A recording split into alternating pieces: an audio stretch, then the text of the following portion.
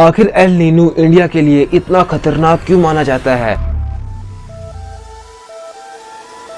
Flood alerts being given to people living on the bank. Climate prediction models suggest we could see the development of El Nino in the coming months. इतिहास का सबसे खतरनाक super El Nino. Super El Nino की चेतावनी जारी की गई। इस वक्त की बड़ी खबर आपको बता रहे, प्रशांत महासागर में रिकॉर्ड तोड़ गर्मी से खतरा बढ़ चुका है। भारत में सूखा, लू और फसल संकट की आशंका जताई जा रही है। इसका आंसर इंडिया से लगभग 15,000 किलोमीटर दूर पैसिफिक ओशन में छुपा है। अगर तुम्हें नहीं पता कि एल नीनो होता क्या है तो इस न्यूज आर्टिकल को देखो।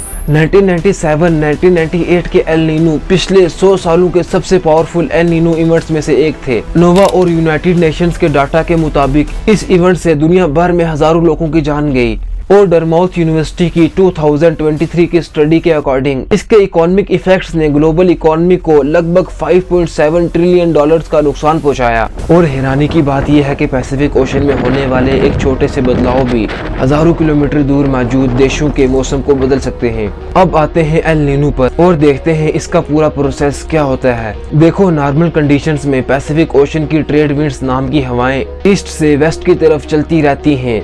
ये हवाएं गर्म पानी को साउथ अमेरिका के कोस्ट से धकेल कर इंडोनेशिया और ऑस्ट्रेलिया की तरफ ले जाती हैं। इसीलिए इंडोनेशिया और आसपास के इलाकों में ज्यादा बादल बनते हैं और अच्छी बारिश होती है। वहीं साउथ अमेरिका के आसपास के समुद्र की गहराई और ठंडे पानी से न्यूट्रिशन से भरपूर पानी ऊपर आता रहता है। इस प्रोसेस को अपवेलिंग कहते हैं। लेकिन जब ये ट्रेड विंड्स कमजोर पड़ जाती हैं तो पूरा सिस्टम बदलने लगता है।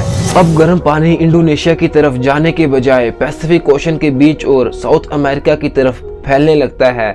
साथ ही अपवेलिंग भी कम हो जाती है और ठंडा पानी ऊपर आ नहीं पाता। इसका नतीजा ये निकलता है कि पैसिफिक ओशन का एक बड़ा हिस्सा नॉर्मल पानी से भी ज्यादा गर्म हो जाता है। इसी फिनोमिनान को एल नीनो कहते हैं। अब यहीं से प्रॉब्लम स्टार्ट होती है। ये एक्स्ट्रा हीट हवाओं, बादलों और रेनफॉल के ग्लोबल पैटर्न को बदल देती हैं। क्योंकि इंडिया का मानसून भी इसी ग्लोबल वेदर सिस्टम से जुड़ा हुआ है, इसलिए इंडिया तक पहुंचने वाली मानसून विंड्स कमजोर पड़ जाती हैं। इसका नतीजा कम बारिश, ज्यादा हीट वेव, फसलों को नुकसान और महंगाई तक बढ़ सकती है।